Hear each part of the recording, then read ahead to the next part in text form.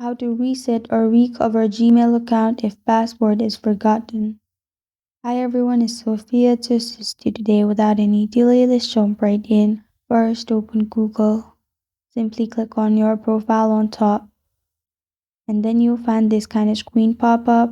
Add your Gmail ID, confirm you're not robot, and then press on next. After that, simply Google will ask you enter last password, which means simply add the last password if you don't remember the correct one. After you've added, simply press on next and you're good to go. If you don't remember password, simply click on try another way. If you have phone number linked, it will send you OTP. And this is how to reset or recover Gmail account if password is forgotten. Thank you for joining me today.